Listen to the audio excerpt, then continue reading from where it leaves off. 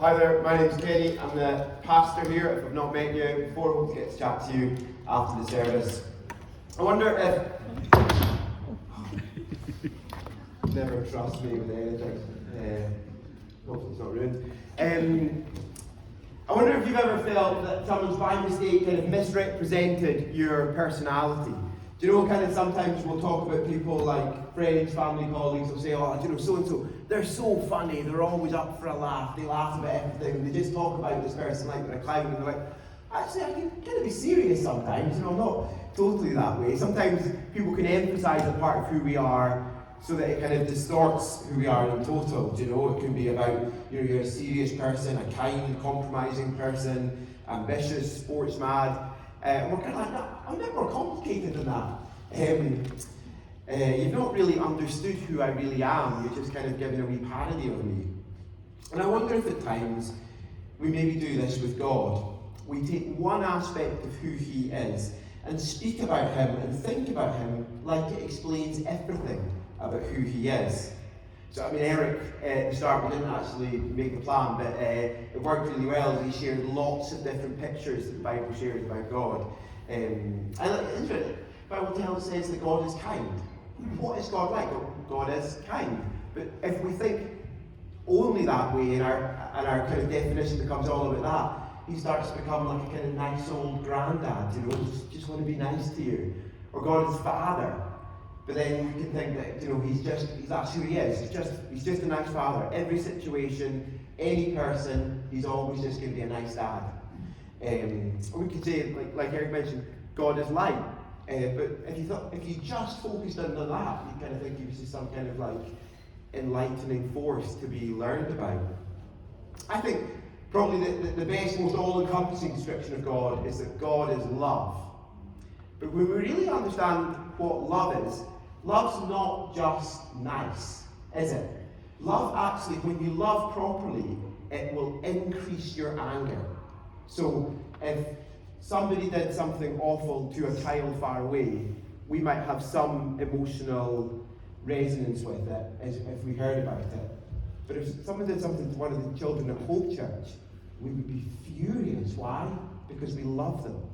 And it would be the same if it was a family member, it would be all the more, wouldn't it? Because the more you love someone, the more angry you are at something being done to them. And also you can be more angry with people because you love them. Do you know when a loved one makes bad, wrong decisions that hurt others and are bad for them, you're not just like, oh, they're there. You're furious with them, and you're furious because you love them. Love can drive anger. And today we're beginning this series in the prophet Amos. Probably for the next 2 or 3 months, on and off, will be in this book most of the time. And his picture of God is quite different to the way we often parody God. It corrects some of the lopsided ways we think about him. Look at verse 2 there. The Lord roars from Zion and thunders from Jerusalem. And the pastures of the shepherds dry up, and the tops of Carmel withers. Pictures God as a lion, not sitting neatly as some kind of nice statue, but roaring, mighty like thunder, kind of countrywide roar from Jerusalem to Mount Carmel. That's a long way away. And this is not a nice roar to say, hey guys, I'm here to help you. No. In the dry Middle East, this roar doesn't bring the blessing of rain. It dries up even the fertile forest of Mount Carmel. This is a roar of a mighty lion who is about to attack. This is the roar of God saying, I'm about to bring judgment on you. And as we read through the passage in Amos, we see this is because God is going to attack to execute justice. Because an aspect of who God is, and an aspect of his love and his character is that he is just. He loves what is right, and he hates what is evil perfectly. I mean, there's lots of verses about this in the Bible. Let me read Psalm 36:6. Your righteousness is like the highest mountains, your justice like the great deep. Or Isaiah 5 talks about the Lord Almighty will be exalted by his justice, and the Holy One will be proved holy by his righteous acts. He is holy and he is righteous. And today we're going to see in Amos 1 that God's justice and anger at wrong is good news for our world, and it's sobering news. So that's our 2 points. Good news and sobering news. So let's jump right in.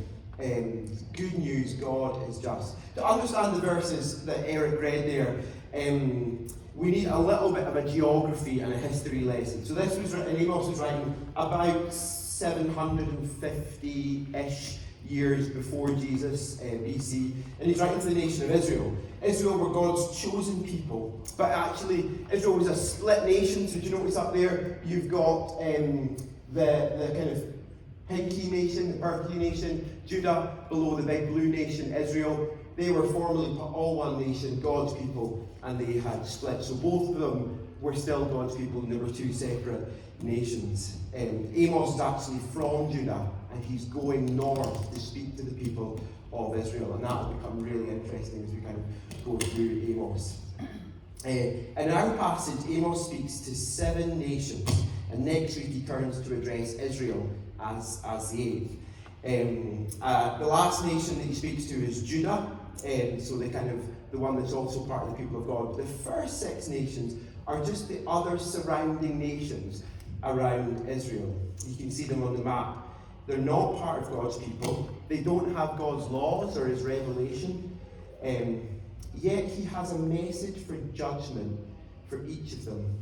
God is not just the judge and the God of those who acknowledge him. He is the judge and the God of the whole earth. And the first thing we see as we kind of skim through these, if we go on to the next slide, I've basically gone through each one of them, and I'm such a geek and put them into a table. That's just how I roll in life, I'm sorry. But you can see there's things that are the same in each one of them. They all start the same way. For 3 sins of so-and-so, even for 4 I will not relent. It's kind of saying God's justice is fair.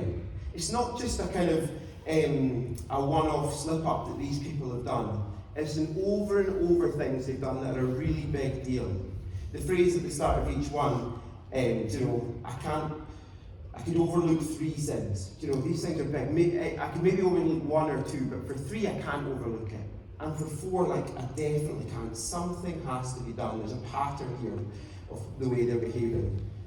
And God does not fly off the handle in a grump. He is patient and slow to anger. But significant over and over evil must be dealt with, or he wouldn't be just. I mean, what do you call a judge who lets people off with evil? You say they're a terrible judge. If there's a judge who just like some people in court, he says, it doesn't really matter, just off you go, it doesn't matter what you did there. You're like, no, that's wrong, that's evil, and we think that rightly so.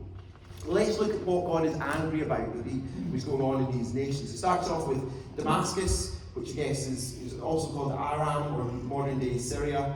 And he says that they have threshed Gilead. Gilead was a region, you can kind of see it on the map, it's kind of east of the Jordan, but part of Israel. And what it says is that he has threshed, Aaron has threshed them with sledges of iron. So the metaphor there is back then when you had grain and you harvested it, you had to get the wheat away from the chaff. That's a thing we talk about. So you would get these really heavy bits of wood with iron on them and kind of grind down the stuff, and that would break away the chaff from the wheat. And it's like the treatment of this country to the people of Gilead was like that. They were just so brutal. It was like they were grinding them, crushing them, like they were bits of grain. And he's like, you did that to people. Relentless, merciless attack to destroy. And if you can jump on to verse 13, you'll see that the people of Ammon, who are just south of Gilead and south of Aram, they're doing the same thing basically. And look at this, the reason that Gilead do it. It's such a horrible reason that Ammon do it. They ripped open pregnant women in order to extend their borders. just to expand their borders and have more land, they brutally kill people, even pregnant women. Edom is just before Ammon, and they're also judged for fighting not just soldiers but civilian women. Look at what it says to Edom, because they pursued with his brother with the sword and slaughtered the women of the land.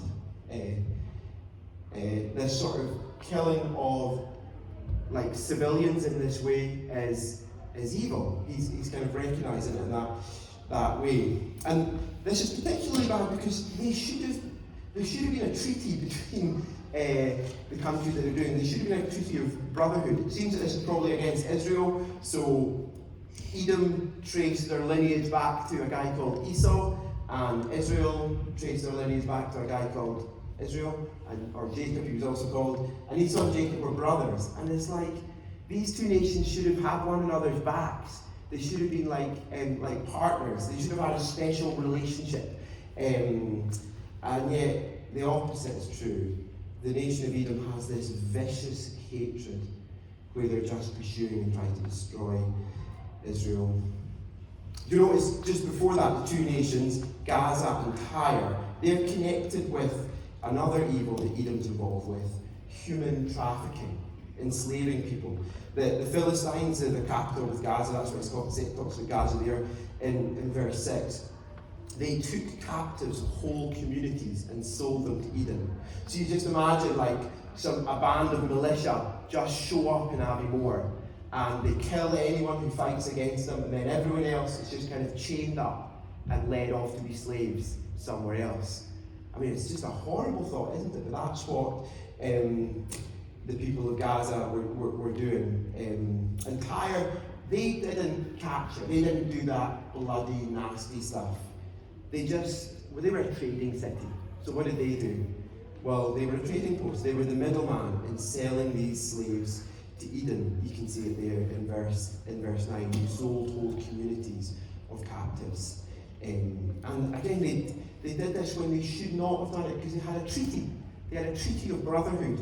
Again, this is probably with Israel, so Tyre and Israel had like a treaty, and God is more angry with them because what they've done is breaking an international treaty that they have made.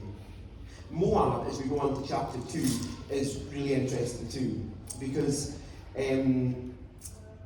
most of the places we've talked about so far, they're probably the awful stuff they're doing, the war crimes they've committed have probably been against Israel, who is the nation that Amos is writing to. But look at Moab in verse 2. It says, "For 3 sins of Moab, even for 4 I will not relent, because he burned to ashes the bones of the king of Edom." They are judged for what they did to Edom, pictured by this sort of burning of the king's bones to lime. But if there was one baddie in this chapter, who would it be? Edom. They're the ones that have ripped open pregnant women. They're the slave buyers. They're the baddies. And yet Moab goes too far in their aggression against them. It's not like if somebody does a bad thing in war, it's like you can do anything you want to them. God works justice for Edom as well as against them. Which I guess is what good judges do, isn't it? You don't kind of see a judge in gangland killings who's like, you probably had to come and do it, we'll let this guy off. No, it doesn't matter when you're a good judge, it doesn't matter who the evil you've done is against, it must be dealt with. So if we're trying to summarise it, what's God angry about here? What would you summarise if you had to use it in a phrase? I think it would be war crimes, wouldn't it? Evils that people commit in war. I know we'll all have ached about all the wars that have been going on in recent years. Russia's invasion of Ukraine, so many deaths, so much destruction of the country, so many other conflicts raging in Yemen, North Africa, Armenia. But I wonder if particularly this conflict might bring to mind for us most clearly is the Israel-Gaza dispute, this brutal modern conflict. We hope and pray it's maybe about to calm down in the peace process, but we're not quite sure. Because I guess both names are mentioned here, aren't they? So that's going to really flag it up in our minds.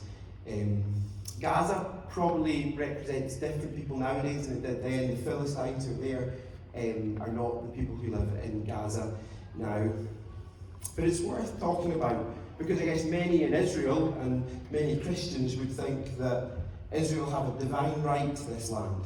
And that should affect how this war goes. Many people would think that.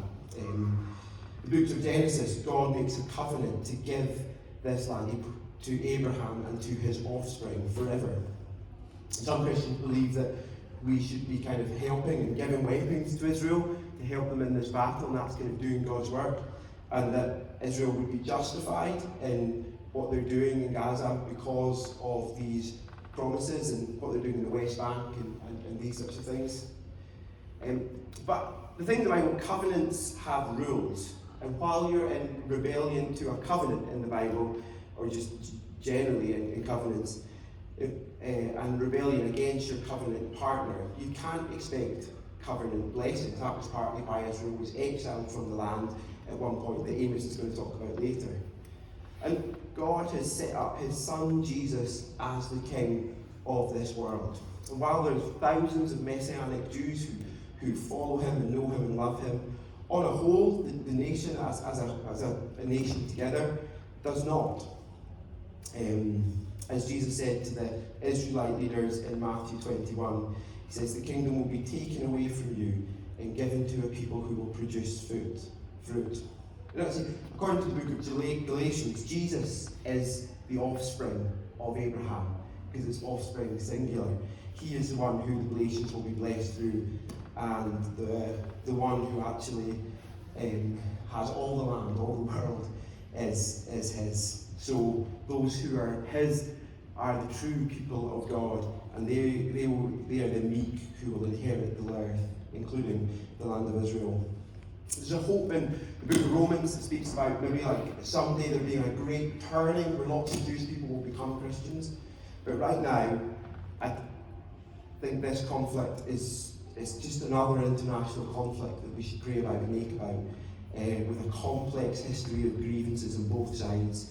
Both sides need Jesus, the Prince of Peace. Both sides will be held to his perfect justice for how they conduct this war.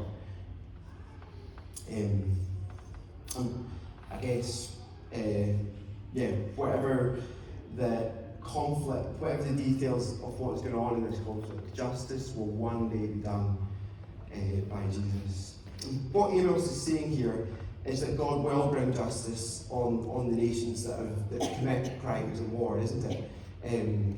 It's pictured as like fire sent by the lion, isn't it, that will consume fortresses. The idea is that they've used their military might. The fortresses are kind of picture of their military might. They've used their military might for evil, and it will be crushed. And right now, see, when Amos is writing, there's a country called Assyria. They're like a superpower. Do you know we've got superpowers in our world just now? Assyria are like the superpower of the region back then, or one of the big ones. And just stuff they had going on internally, they weren't looking for expansion at that time. So it seemed lovely, easy. You know, there's no wars, we're pretty secure. It's all got this big superpower that's all happy up there. But really soon, their politics was about to change. And Assyria were about to get really expansionary and basically going to take over almost this whole land in an incredibly brutal campaign that is very similar to the things they had done to other people. So this justice that Amos is promising did actually happen to these nations.